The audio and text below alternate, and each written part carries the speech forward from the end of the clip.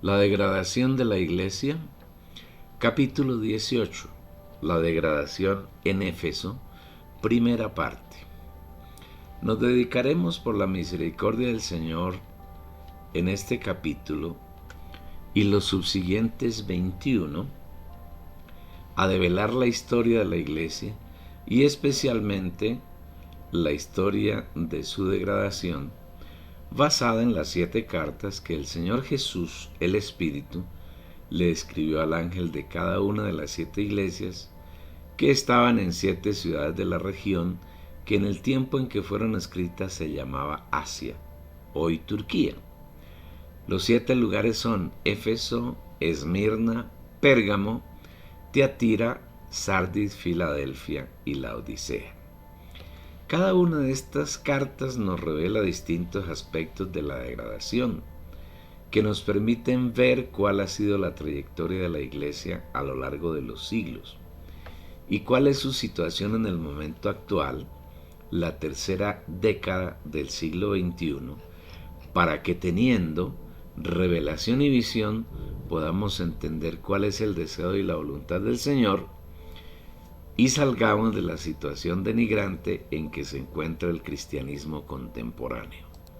El Señor desea en estos últimos tiempos encontrar un grupo de vencedores que la Biblia denomina las primicias, para raptarlos primero y luego regresar a la tierra con ellos y tomar posesión de los reinos de la tierra, reinos que hasta hoy son usurpados por Satanás, y así establecer en la tierra el reino de los cielos, que se caracterizará principalmente por ser un gobierno de justicia y paz, que durará 1 milenio y después de él entrar en la Nueva Jerusalén, que es el disfrute pleno de Dios con todo su pueblo por la eternidad.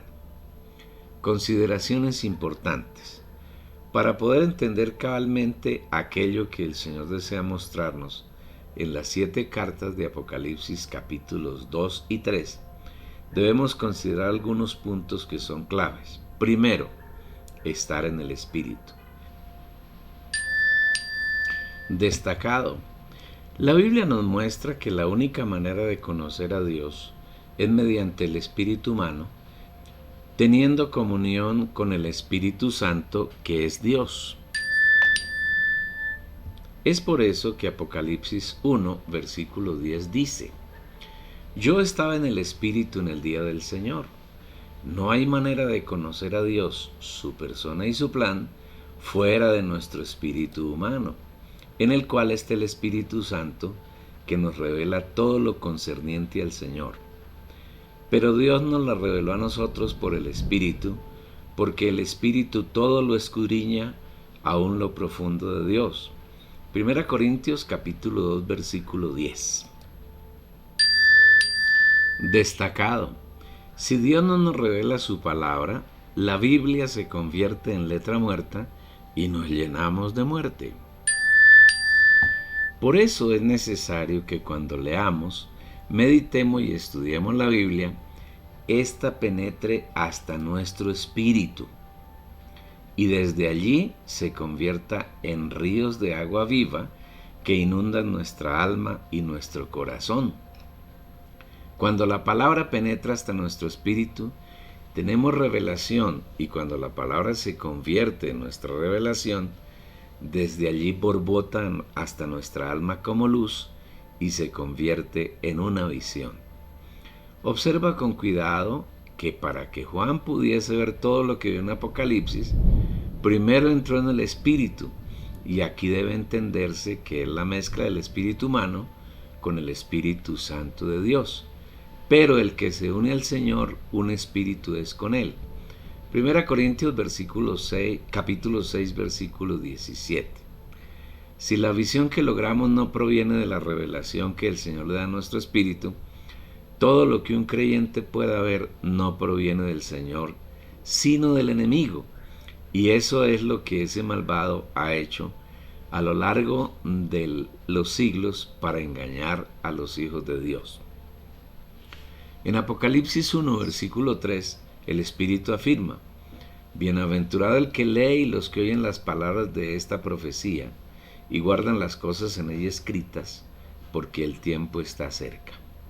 Primero hay que leer las palabras de la Biblia, pero al leer debemos oír, y oír implica entrar en el aposento, el espíritu humano, y tener comunión con el Señor para oír su palabra. Destacado: cuando tenemos revelación entendemos, y cuando entendemos nos es fácil guardar lo que entendemos. Guardar no es nada diferente a practicar, hacer que la palabra sea nuestra práctica en nuestro diario vivir. Segundo, escritas al ángel de cada iglesia. Las cartas que el Señor le pidió a Juan que escribiera y que las enviara a las 7 iglesias que están en Asia: Éfeso, Esmirna, Pérgamo, Tiatira, Sardis, Filadelfia y Laodicea, en verdad no fueron dirigidas a las iglesias, sino al ángel de cada una de ellas. Véalo en la Biblia. Escribe al ángel de la iglesia en Éfeso, y escribe al ángel de la iglesia en Esmirna, y escribe al ángel de la iglesia en Pérgamo, y escribe al ángel de la iglesia en Tiatira. Escribe al ángel de la iglesia en Sardis, escribe al ángel de la iglesia en Filadelfia, y escribe al ángel de la iglesia en Laodicea. Apocalipsis 2, versículos 1, 12 y 18. Capítulo 3, versículos 1, 7 y 14. Debido a que la iglesia fue siendo degradada paulatinamente por la intromisión de Satanás, cuando viene el tiempo de Apocalipsis, ella está totalmente degradada, y el Señor ya no puede tratar con toda la iglesia, sino que busca en cada situación hermanos que sean uno con Él, que no sigan a hombres, que sean diligentes en guardar la unidad del Espíritu, y en cada etapa encuentra algunos que tienen un vivir digno del Señor, y es a ellos a quienes les escribe, es decir, ellos son el ángel. Tercero, ¿quién es el ángel? El ángel se refiere a los hermanos que se mantienen firmes en medio de la degradación. Observa que en Apocalipsis ya no habla de ancianos ni de diáconos, como se relata en el libro de los Hechos y en las cartas escritas por Pablo y por Pedro, como ocurre por ejemplo en la carta a los Filipenses. Pablo y Timoteo, siervos de Jesucristo, a todos los santos en Cristo Jesús que están en Filipos, con los obispos y diáconos. Filipenses 1, versículo 1. Lamentablemente, el nombramiento de ancianos y diáconos llevó a la iglesia a jerarquizarse y se introdujo la práctica y la doctrina del nicolaísmo, que el Señor aborrece, como lo veremos más adelante. Además, no se encuentra ningún mandato del Señor ordenando la constitución de esos cargos, ancianos y diáconos. Pareciera que fue por influencia de Santiago, que era un judaizante radical, que se hizo tal cosa en las iglesias. Pero el Señor no ordenó hacer así. Por el contrario, el Señor dejó un claro mandato en Mateo 20. Entonces Jesús llamándolos dijo: sabéis que los gobernantes de las naciones se enseñorean de ellas, y los que son grandes ejercen sobre ellas potestad. Mas entre vosotros no será así, sino que el que quiera hacerse grande entre vosotros será vuestro servidor, y el que quiera ser el primero entre vosotros será vuestro siervo. Como el Hijo del Hombre no vino para ser servido, sino para servir, y para dar su vida en rescate por muchos. Versículos 25 al 28. Por eso en Apocalipsis el Señor se relaciona solamente con el ángel, que son aquellos hermanos creyentes genuinos que se mantienen firmes a pesar del ataque, las mentiras y las patrañas que Satanás ha introducido en la iglesia, usando a sus ministros disfrazados de creyentes. La interpretación del ángel no ha salido de la imaginación del escritor de este libro, sino que es una interpretación totalmente ajustada a la Biblia. Veamos en Apocalipsis 1, versículos 12, 16 y 20. Y me volví para ver la voz que hablaba conmigo, y vuelto, vi 7 candeleros de oro. Tenía en su diestra 7 estrellas. El misterio de las 7 estrellas que has visto en mi diestra y de los 7 candeleros de oro, subrayado. Las 7 estrellas son los ángeles de las 7 iglesias. Y las 7 candeleros de oro que has visto son las 7 iglesias. Hemos leído la interpretación de algún hermano donde afirma que el ángel en cada una de las iglesias son los ancianos. Si fuera cierto, la Biblia simplemente diría ancianos, como ocurre por ejemplo en la carta que Pablo escribió a la iglesia en Filipos. Dios no es Dios de confusión sino de luz, y Él hace sonar la trompeta con el sonido adecuado para que en su cuerpo no haya confusión. Miremos lo escrito por el Espíritu en Filipenses 2, versículo 15. Para que seáis irreprensibles y sencillos, hijos de Dios, sin mancha en medio de una generación maligna y perversa, en medio de la cual resplandecéis como, subrayado, luminares en el mundo. En medio del cristianismo degradado, lleno de falsos creyentes y de falsos maestros, hay creyentes genuinos que se mantienen firmes en el Señor, siguiendo al Cordero por donde quiera que va y alumbrando como luminares en medio de la noche oscura. Ellos son el ángel a que se refiere Apocalipsis. Recuerda que Apocalipsis 1:20 dice que las 7 estrellas son los 7 ángeles en cada una de las ciudades donde está la iglesia a la que fue dirigida cada una de las cartas. Una estrella es un cuerpo celeste que tiene luz propia y alumbra en medio de la noche oscura. El Señor Jesús, cuando habló a los ciudadanos del reino de los cielos, les dijo: vosotros sois la luz del mundo. Mateo 5, versículo 14. En consecuencia, podemos afirmar, respaldados por la revelación del Espíritu Santo en la Biblia, que el ángel en cada una de las iglesias hace referencia a los creyentes genuinos que, estando en cada una de las situaciones de degradación, mantienen inalterable su amor por el Señor, mantienen su comunión íntima con Él. El Señor se revela a ellos y les da visión, y ellos conocen y hacen la voluntad de Dios. Destacado.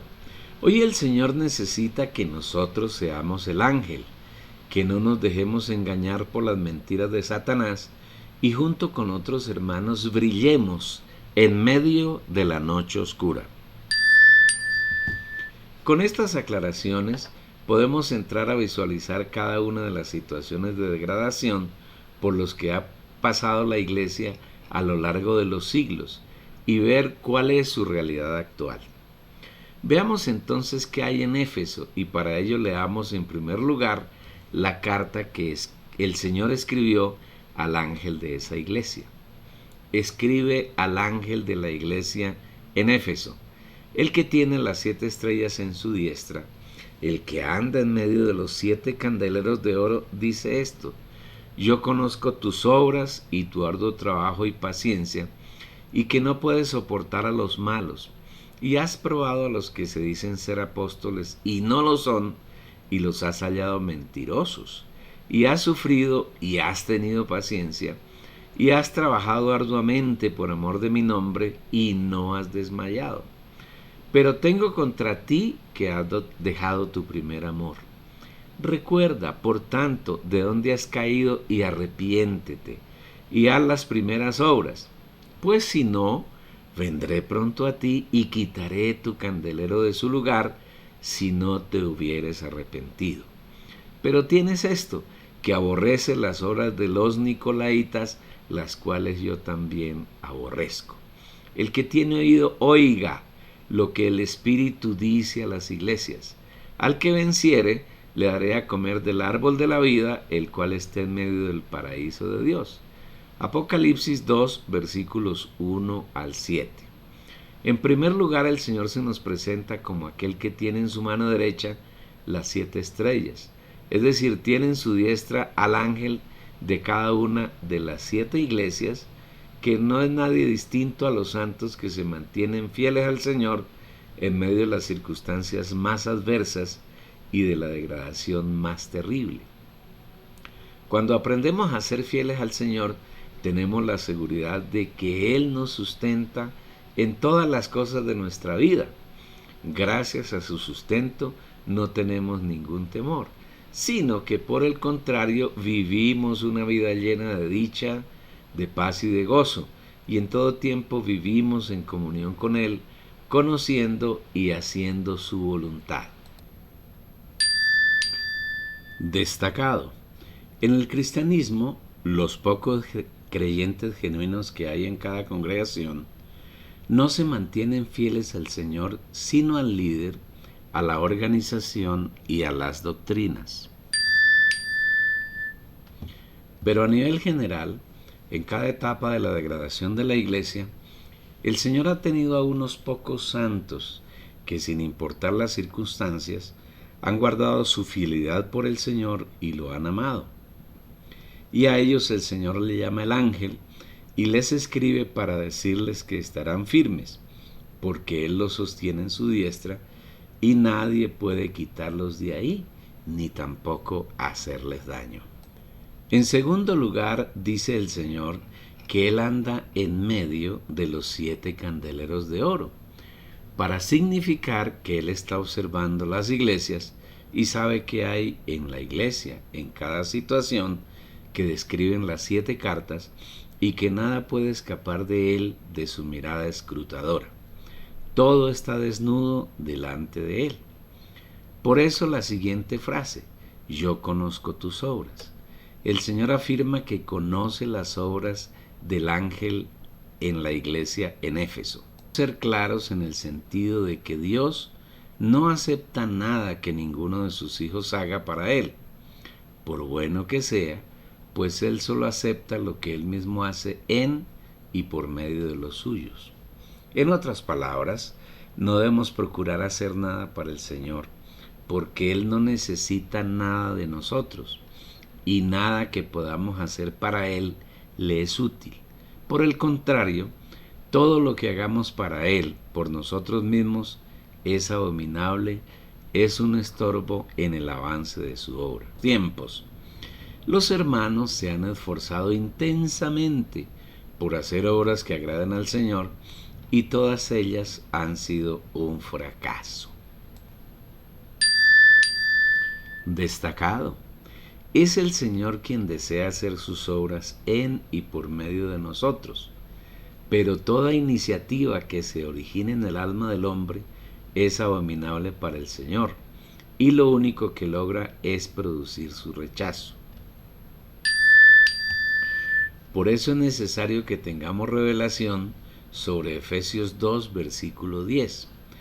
Porque somos hechura suya, creados en Cristo Jesús para, subrayado, buenas obras, las cuales Dios preparó de antemano para que anduviésemos en ellas.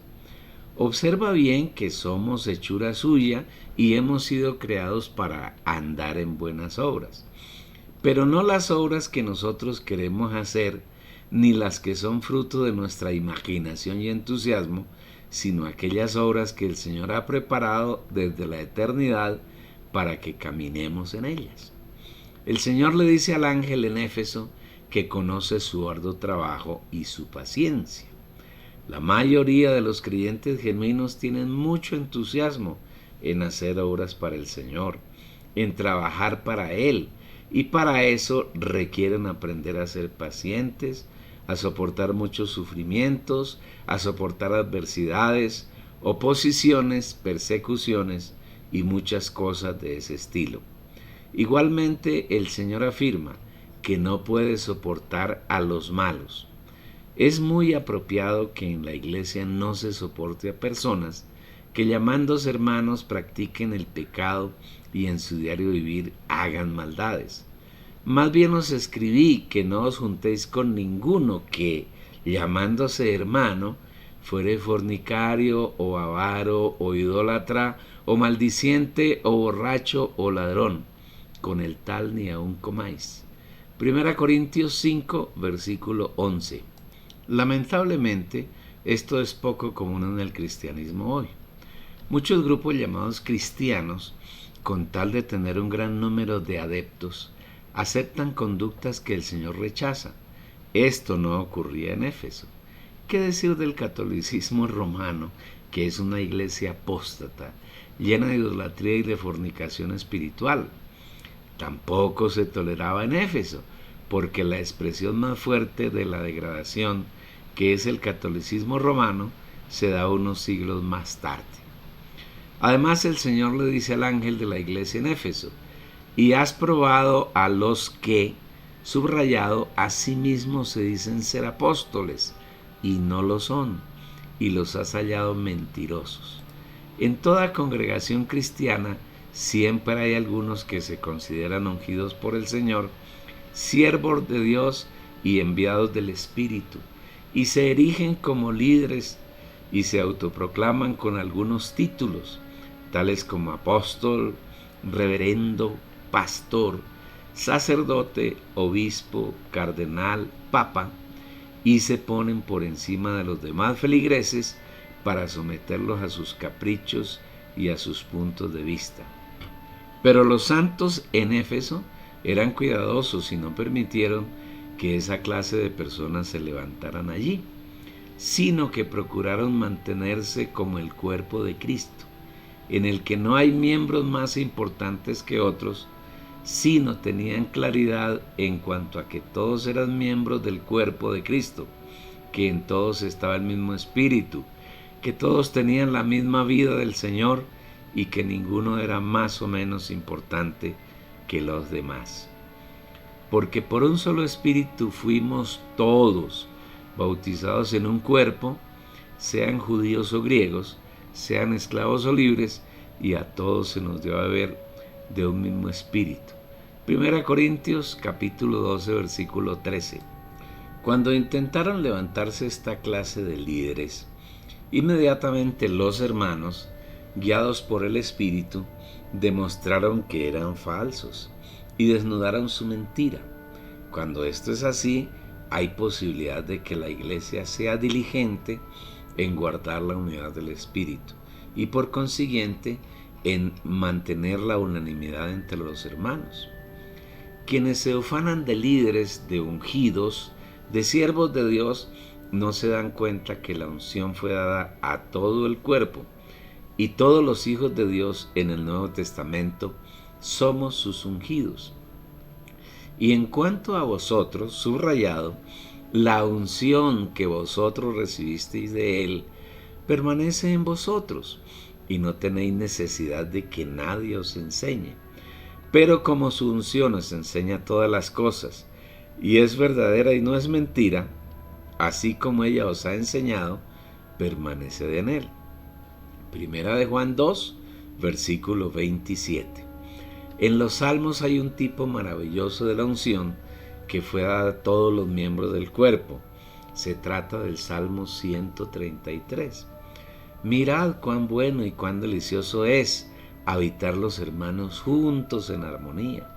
Es como el buen óleo sobre la cabeza, el cual desciende sobre la barba de Aarón, y baja hasta el borde de sus vestiduras, como el rocío de Hermón que desciende sobre los montes de Sión, porque allí envía Jehová bendición y vida eterna. Hay delicias espirituales donde los hermanos están juntos y en armonía, es decir, donde son diligentes en guardar la unidad del Espíritu y se mantienen en unanimidad. Hay unidad y armonía donde la unción está en todos y cada uno vive por esa unción. El aceite de la unción no se detuvo en la cabeza de Aarón, sino que alcanzó su barba y bajó hasta el borde de sus vestidos.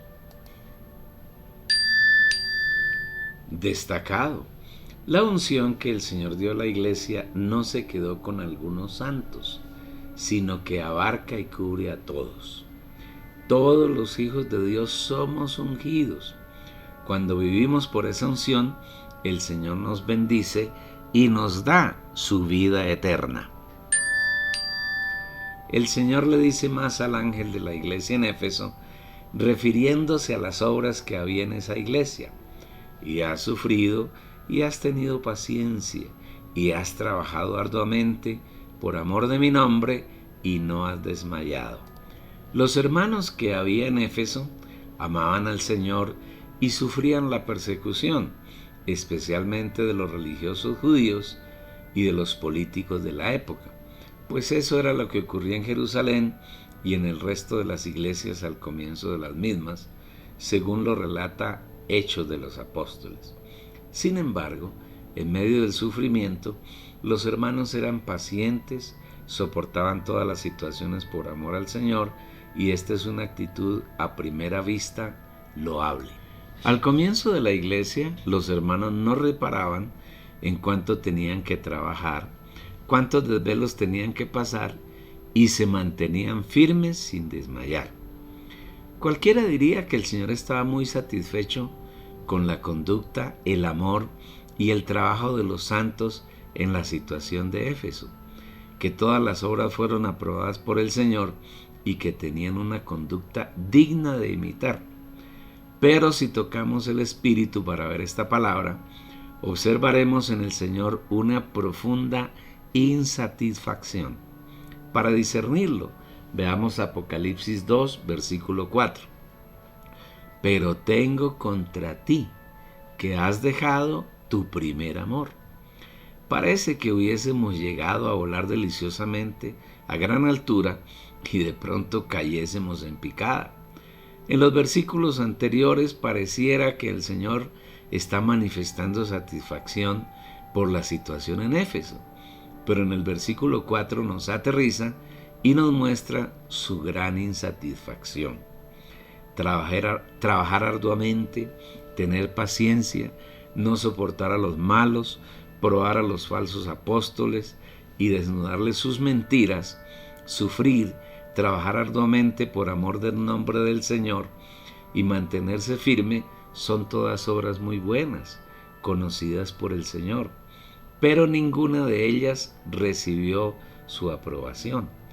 Todas esas obras que hacían los hermanos en Éfeso no contaban con el beneplácito del Señor, no se originaban en Él, no lo complacían, ni lo deleitaban, ni producían fruto para Él, no correspondían a las buenas obras que Él ha preparado de antemano para que anduvieran en ellas.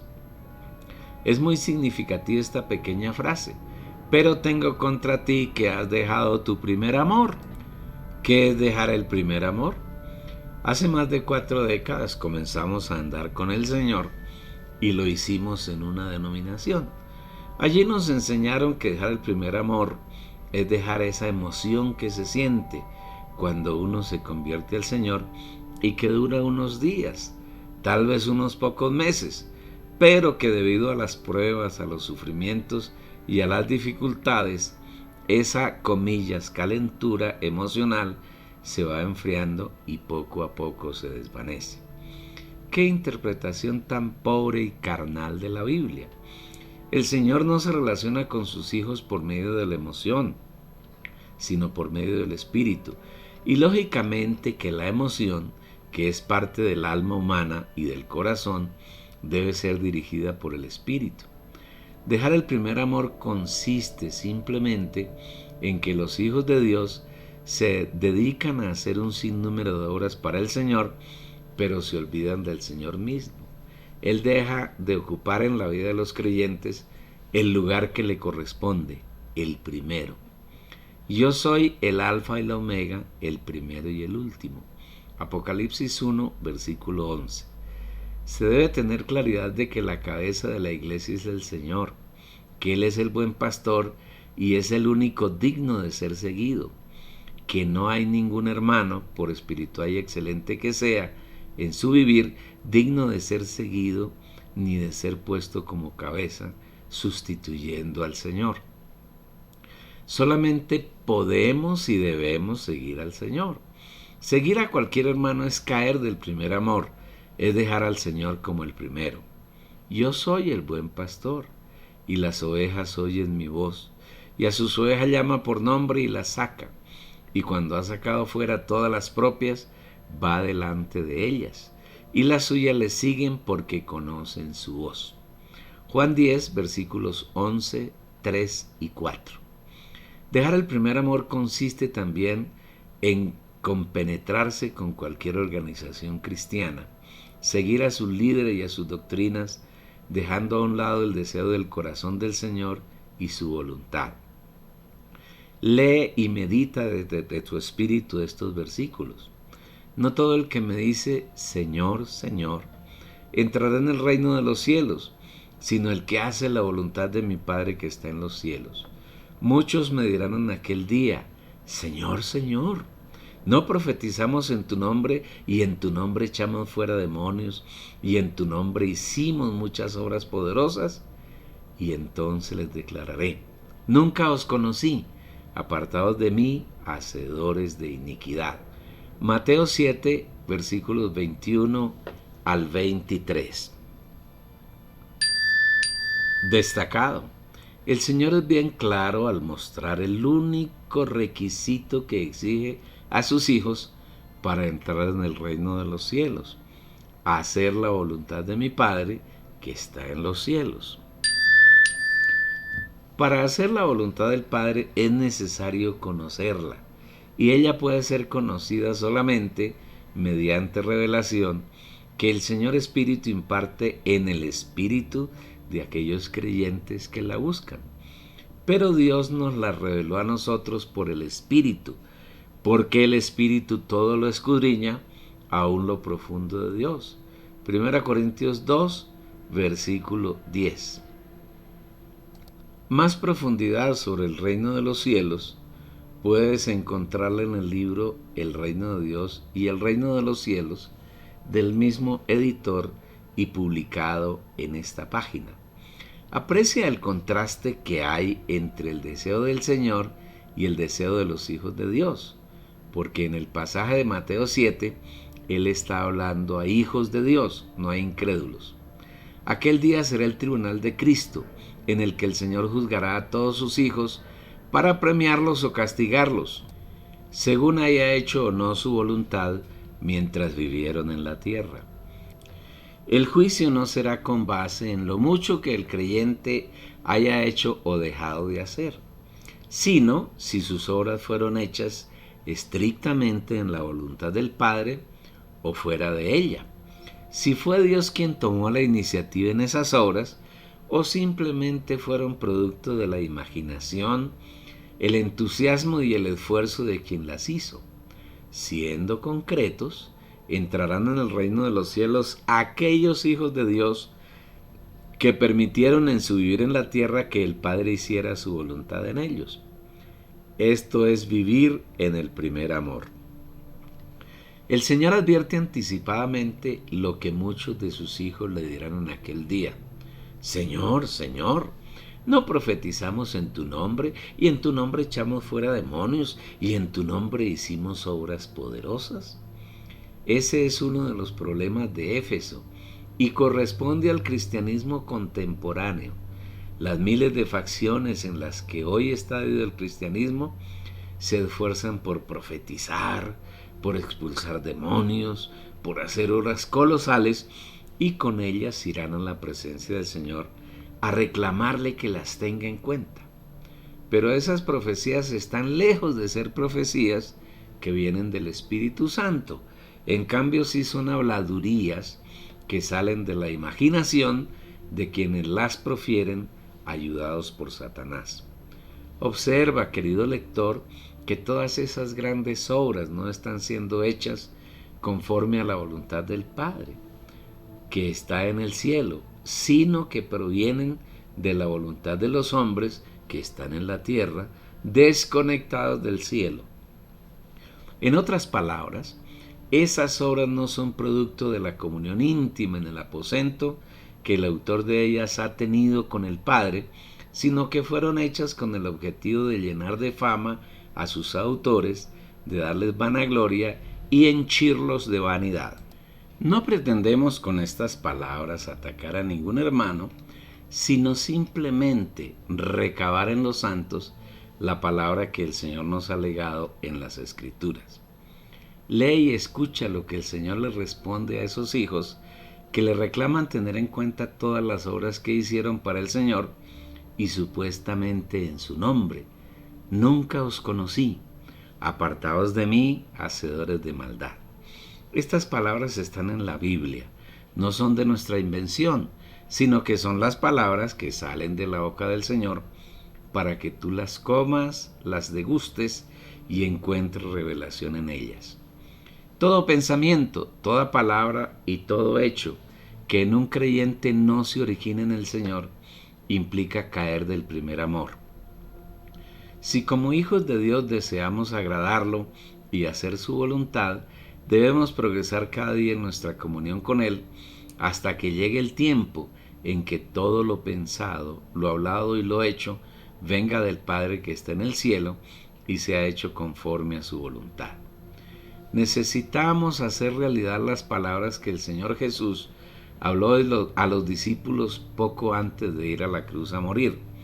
Las palabras que yo os hablo no las hablo por mi propia cuenta, sino que el Padre que mora en mí, subrayado, Él hace sus obras. Juan 14, versículo 10. Nuestras palabras y nuestras obras tienen que llegar a ser dichas y hechas por el Padre. Tienen que ser sus obras y sus palabras. Nada tiene que salir de nuestra iniciativa ni de nuestra imaginación separadas del Señor. Como el pámpano no puede llevar fruto por sí mismo si no permanece en la vid, así tampoco vosotros si no permanecéis en mí. Yo soy la vid, vosotros los pámpanos. El que permanece en mí y yo en él, éste lleva mucho fruto, porque separados de mí nada podéis hacer. Juan 15, versículos 4 y 5. Es muy fácil dejar al Señor y apartarlo de ser nuestro primer amor. Hay tantas personas, cosas y circunstancias que nos llevan a dejarlo a Él como el primero en nuestra vida. Para comprobarlo, examina cualquier día de tu vida. ¿Cuánto tiempo has permanecido en tu espíritu? ¿Cuántos de tus pensamientos fueron los pensamientos del Señor? ¿Cuántas de las palabras que has hablado vinieron del Señor y cuántas fueron simplemente tuyas e inspiradas por Satanás? ¿Cuántos de tus hechos se originan en tu mente carnal y cuántos fueron iniciados por el Espíritu que mora en tu espíritu? Seguramente tus respuestas, si son sinceras, te desaniman y te hacen ver como un fracasado. Y no estamos aquí para juzgarte. Si tú, amable lector, has fracasado y fracasas en estos aspectos, tengo que decirte que también nosotros hemos fracasado como tú.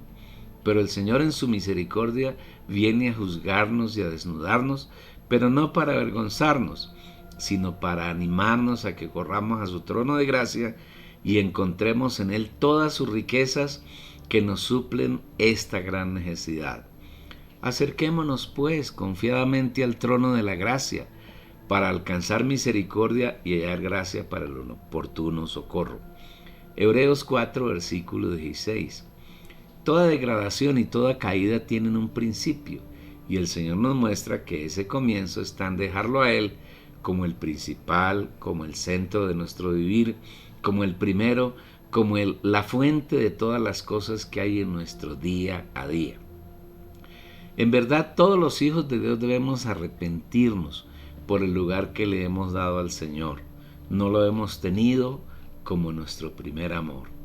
Si somos honestos y sinceros, tendremos que reconocer que Él aún no ocupa el primer lugar en nuestro vivir, que lo hemos relegado, que lo hemos dejado en un segundo plano, que pensamos, decimos y hacemos muchas cosas sin contar con su aprobación ni su beneplácito.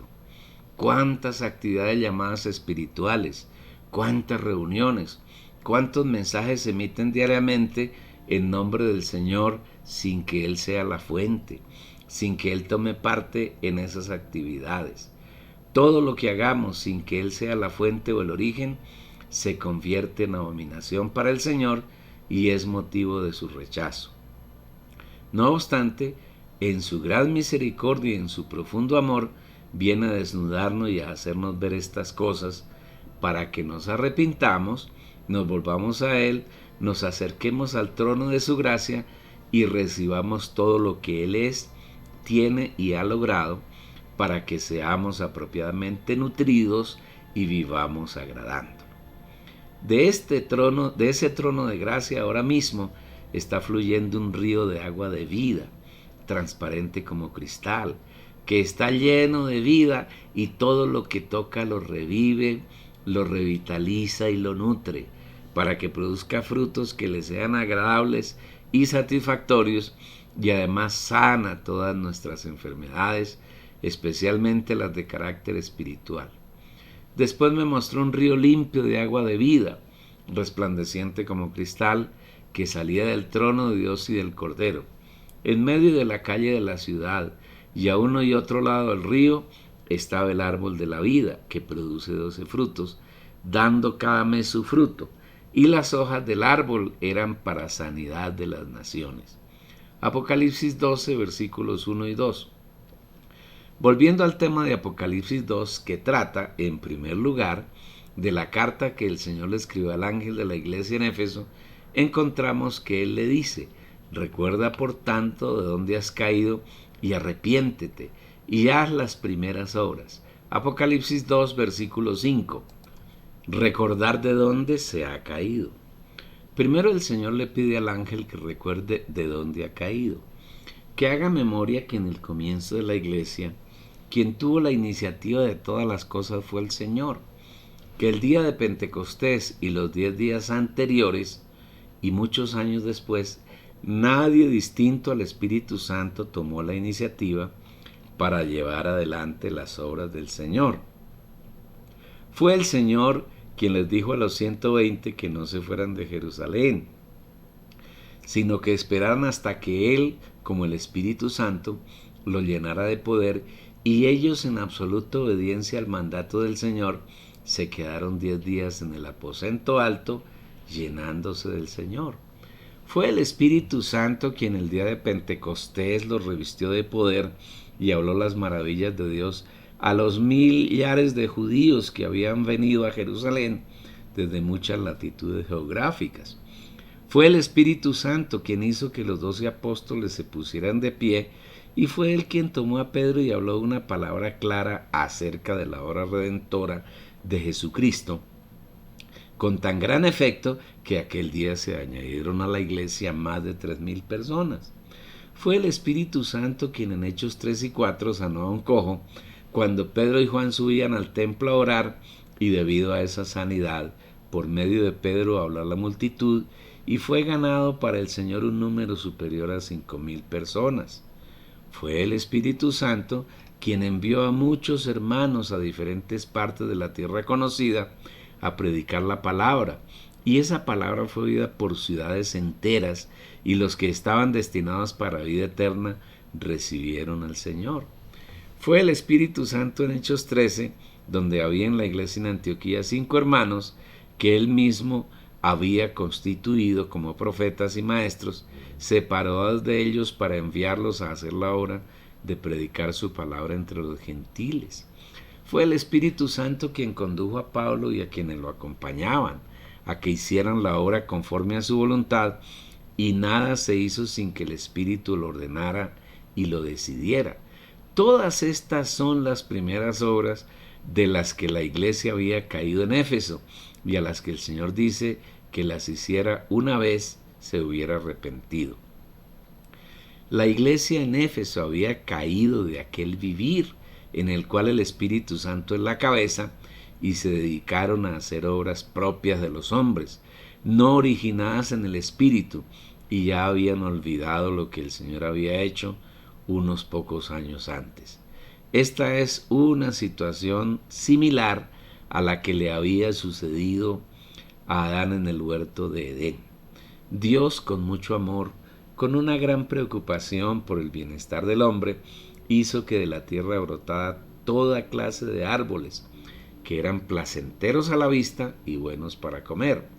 Pero Adán olvidó 2 cosas: que Dios le había ordenado que comiera del árbol de la vida para que fuera nutrido espiritualmente, y que le había prohibido comer del árbol de la ciencia del bien y del mal. Por esta razón cayó. En Éfeso ocurre algo similar. Los hermanos olvidaron que la cabeza de la iglesia es el Señor, que en todo su vivir debían depender de Él, que Él debía ser el centro y la fuente de su día a día, que no debían hacer ninguna obra separados de Él, y por eso les dice: recuerda por tanto de dónde has caído. Pero este recordatorio no puede ser una doctrina que pertenece al pasado y de la cual ahora tenemos claridad en nuestra mente, sino que debemos entender que el Señor viene a recordarnos a nosotros, a quienes vivimos en este tiempo, a ti, querido lector, que hemos caído del primer amor, que hemos dejado al Señor como nuestra fuente, que Él no ocupa el primer lugar, el lugar que le corresponde, que si alguna vez nos enseñaron a tocar el Espíritu, lo hemos olvidado, o tal vez ni siquiera sabemos para qué sirve nuestro espíritu humano. El Señor viene a recordarnos que, subrayado, debemos tenerlo a Él como el primero en nuestra vida, que no podemos amar a nada ni a nadie por encima de Él, que necesitamos recordarlo en cada momento que vivimos, que debemos contar con su aprobación para cada uno de nuestros pensamientos, nuestras palabras y nuestros hechos. Cuando este vivir no es real, estamos viviendo una vida caída. Espero que tú no vivas una vida caída, que te vuelvas al Señor, que recuperes en Él el primer amor y que compartas con otros. Y que sigas disfrutando este libro. Aún quedan unos 20 capítulos donde tú vas a ser constituido espiritualmente y fortalecido. Recuerda la dirección de la página: www.las-primicias.com.